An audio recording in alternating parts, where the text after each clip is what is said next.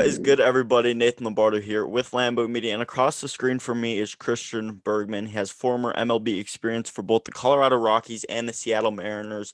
I'm on Instagram at Lambo_media, as well as all other platforms, and Christian is on Instagram at cbergman36. You guys can find us on YouTube, obviously, at Walk It Off Podcast, Instagram at walkitoff_podcast, and I'll link the rest of the socials in the description box below as well. But we have a big episode today. We have a lot to talk about with, both of our Colorado Rockies. I'm a big fan of the Rockies.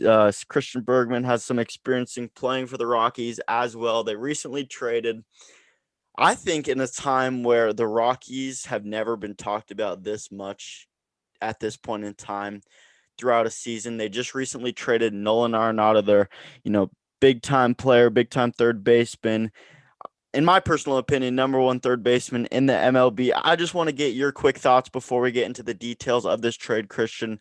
Of this Nolan trade, we sent 50 million as well as Nolan for 5 prospects, as well as one of those prospects actually having MLB experiencing coming from the Cardinals. So, Christian, what are your quick thoughts? What was your initial reaction after finding out that Nolan was officially traded? Initial reaction was surprised, but not surprised. Right. Yep. Um, just given the course of the last couple of years for the Rockies, you just felt like, how much longer were they going to hang on to him? Yeah. And, not saying that he didn't want to be there, but, you know, you kind of get the feeling that, he He doesn't want did. to wait around Yep.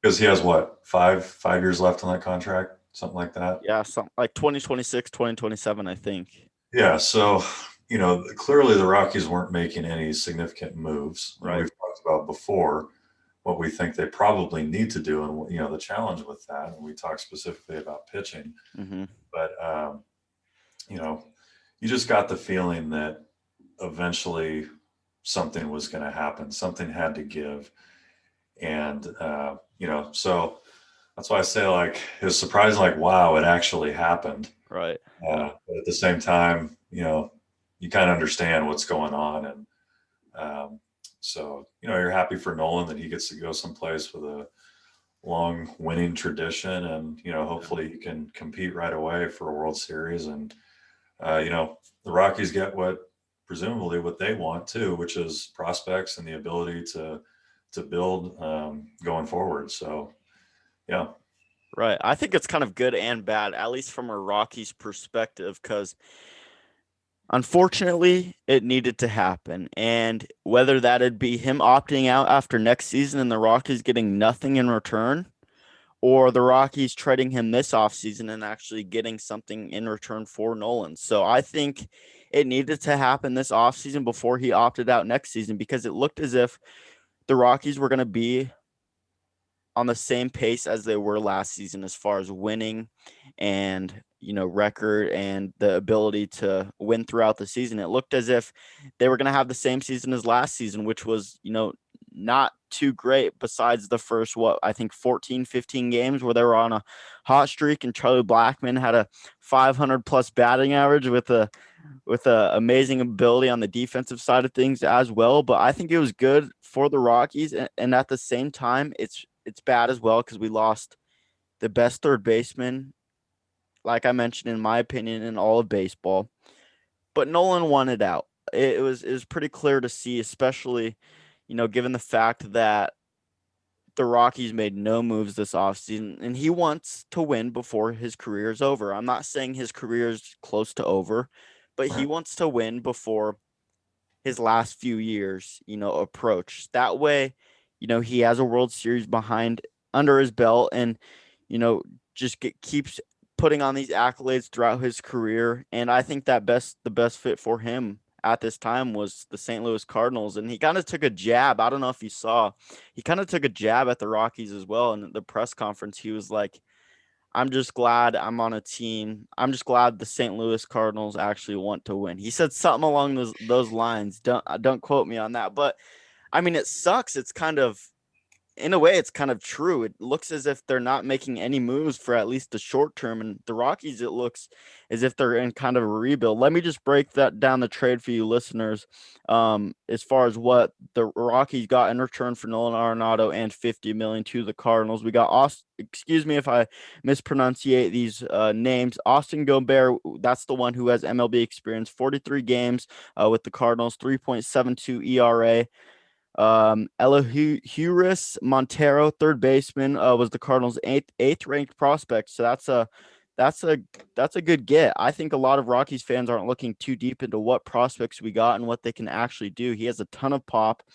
Tony Losi, who's a right-handed pitcher, big right-handed arm out of the pen, can touch upper 90s. Mateo Gil, shortstop, very versatile guy with good speed, has the capability to run the bases as well. He's drafted out of high school in 2018, so that says enough about his capability even at such a young age. And lastly, Jake Sommers, who is a right-handed pitcher as well, who put up a 4.18 ERA in 2019 with 12 appearances. We can't see what he did in 2020 because there was no minor league baseball, but that's kind of the general gist of what we got. And I think it's kind of good to see that the Rockies are at least targeting the pitching side of things. 3 out of 5 of these guys were pitching, and one of them was a left-handed pitcher with actual MLB experience. And we could probably see him, you know, being at 20th and Blake as soon as this, 2021 season. So I'm excited to see what these guys do. But Christian, don't you think this trade needed to happen sooner than later? Yeah, and just like we saw with the Tulo trade. Okay, some of those guys, Tinoco was, I think, the youngest one at the time. Like, obviously, we're projecting into the future here when Right. you're trading a superstar Yep. for prospects. I mean, that's exactly what they are. They're prospects. You don't know how it's going to play out. But Right. like we talked about last time, the Rockies are never going to have problems with offense, Right. whether that means, they're already there or they have to bring them in. That's never going to be an issue. Mm-hmm. So it's good to see that they brought in a lot of young pitching because, as we talked about, they're going to have to develop their pitching because Right. of all the challenges with bringing in pitching. So, if they can get them into their system and working with them now, with hopefully them being ready to, compete at a higher level in a couple of years. I think that's the idea. So, I think it worked out well for both parties involved. You can't blame Nolan for wanting to win as soon as possible. Absolutely. That's what any player wants to do. And, Rockies get something in return, and, hopefully we see them competing at a higher level in terms of, standings and stuff. Because the West it's a tough division, especially now. Yeah. They probably looked at it like, yeah, we're not going to really compete with LA and San Diego right now. So let's get as much as we can Yeah. now. And like you said, chances are no one was probably going to opt out next year. So Right. you might as well take care of it now. Yeah, and maybe he's a little biased, but yesterday I had the capability. You might know him. I had the capability to talk to Rockies Double A coach Frank Gonzalez, Coach Yep. Gonzo. He's very high on the Rockies pitching prospects and Lucas Gilbreth. We have a lot of other guys as well. We have I'm trying to think of some other guys, but he put out a lot of names as far as what we have for the next few years and what's expected to come through 20th and Blake here in the next few years. And he seemed pretty excited, and he was really emphasizing how there's life after Nolan Arenado, and you have to be as positive as possible. You mentioned development for the Colorado Rockies. You're a pitching coach for the Colorado Rockies organization. I want to talk to you a little bit about that and the future of the Rockies as far as pitching goes, because you hear, everyone talk about the improvement of the Rockies on the pitching side of things. What can you say about, minor leaguers and pitchers in the farm system for the Colorado Rockies? What's that going to look like with these up-and-coming stars for the Colorado Rockies in these next few years? Do we have a lot, to look forward to as Colorado Rockies fans? Absolutely, and I know Max knows this gentleman well. A hometown guy, Lucas Gilbreth. We'll talk about him first. He's local. He's right out of Legacy High School. And, here's a left-hander running it up between 95 and 100 miles an hour right now. Just got put on the 40-man. He's unheard of. He's a 10th rounder. And he's a guy that we feel like can be, really quickly help for our big league bullpen. And you can attest that, everybody could say it. And Jeff said, and even Dick said, listen, sometimes we make moves with going out and getting bullpen help. We feel better about raising our own and creating guys who understand how to pitch in the environment of Denver, not only the elevation for recovery, but the elevation factor with regards to the baseball. We don't use that as an excuse, but we are aware of it. People who are from here, and Lucas is from here, is somebody who could come in, hopefully. You can't find a guy in 97 from the left side who's smart and who's a local kid. They just don't have him. You look in the phone book all day, all night, you aren't going to find that guy, and he's local. And we have Lucas. He's part of our development. So, we got guys like Tommy Doyle, who made his appearance last year. He's a 6'6" right-hander, throws gas, wipeout slider. Ryan Rolliston's on his way. Castellani's homegrown. Ben Bowden's homegrown. Those guys are going to come through. Yency Almonte is homegrown, 6'5". So we've got guys, Carlos Estevez, homegrown, Kyle Freeland, homegrown. So I'm not sure if that was all bias and, just from his perspective, but I'm sure he has a great insight on what's going on in the organization and, seeing what these guys do on a day-to-day basis. I'm sure he has a good idea of who can do what in the next few years. So I think there's, a lot of upsides of this trade, getting pitching prospects and then 2 infielders out of it as well. But to kind of move on from that, I want to talk about Nolan Arenado, number 28. Christian, I want to talk to you. Do you think the Rockies should retire number 28? Maybe not in the next few years, but see how his career at St. Louis pans out.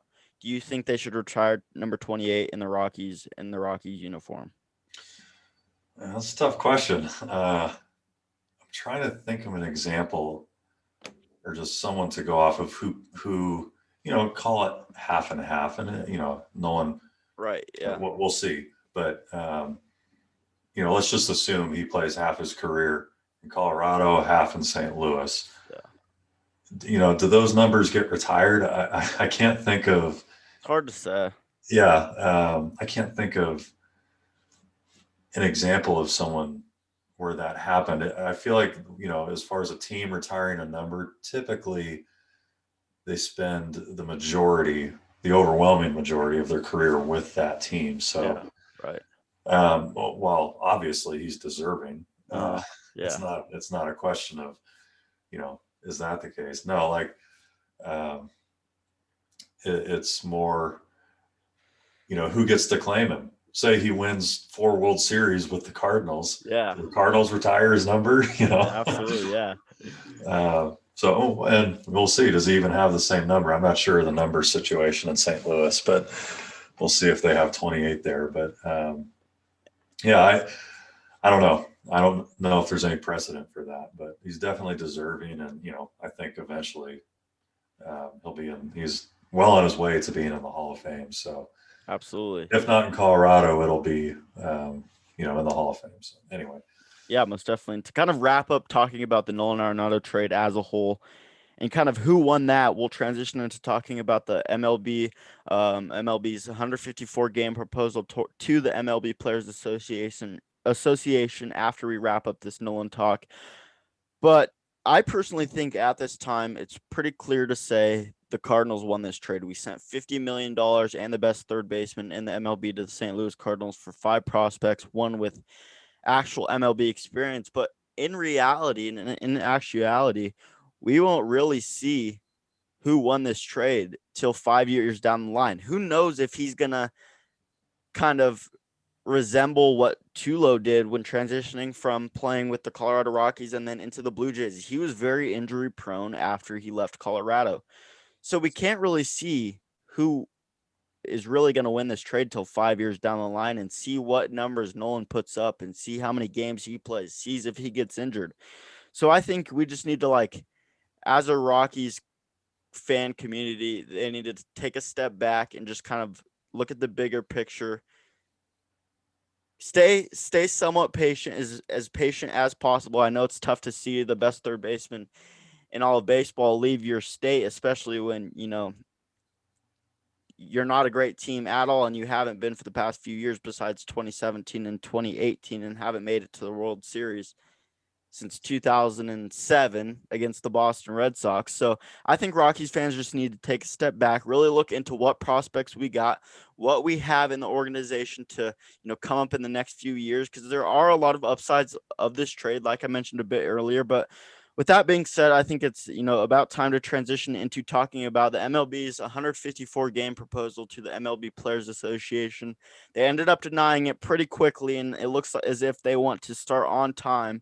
The Players Association does with a normal 162 games. It's only an 8-game difference. So, Christian, if you were a part of the MLB Players Association, you kind of had a pretty big say. What would you say after getting this proposal of 154 games, going into spring training and then, the regular season following up after that? I would have said the same thing. I would have said no too. Yeah. I don't understand why. What are we? 3 weeks out from spring training? Yeah. What changed? Okay, Pitchers we report, went through an entire, well, not entire, but half a season last year, right? We're much better prepared in terms of, right. all the health concerns. Okay, we've already got we had processes in place that seem to work pretty well, and presumably we can improve on them and start the season on time. Whether that means letting some fans in or more fans in or no fans in, And what's eight? I don't What's eight understand games? what eliminating 8 games does. Yeah, that's I don't stupid. get it.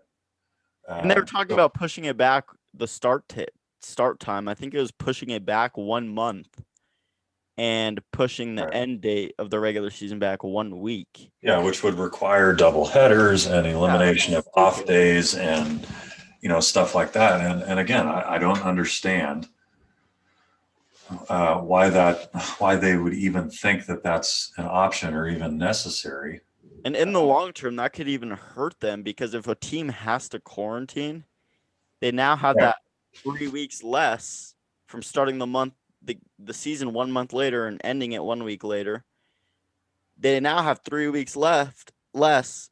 If a team needs to quarantine, they don't have that time to quarantine. Right. And I don't know if it has something to do with, I don't know if you saw the Cactus League issued a thing basically going on record to say, because of the uptick in cases in Arizona, they don't have the power to say whether or not spring training happens. All of these guys are already working out. All of these guys are already working out together. It's like they're kind of. Yeah. And if you want to do like the bubble thing for spring training, do the bubble thing. Yeah. No, it seems as if I went down to Arizona last week. You're down in Arizona. I'm sure you see some of it because there's tons of guys out there. All of these guys are working out with each other. Majority of them, 90, 95% of them without masks, which I'm not hating on. I'm just like putting it out there that they're fine with playing. They want to get back out on the field. They want to get started with spring training. They want to play the full season. Exactly. And they want to get paid. Yeah. And I have heard that, and I actually saw that there was stuff when it first came out, they were saying that the players were guaranteed to get paid for the entire season. I don't think that was true. I think there were some provisions in there or something that did not guarantee they got paid for the whole season. So there's definitely some misinformation out there regarding what that proposal actually included. Right. I don't see it was not one of them. Yeah. I don't see the Players Association accepting anything other than 162 games with the normal start time.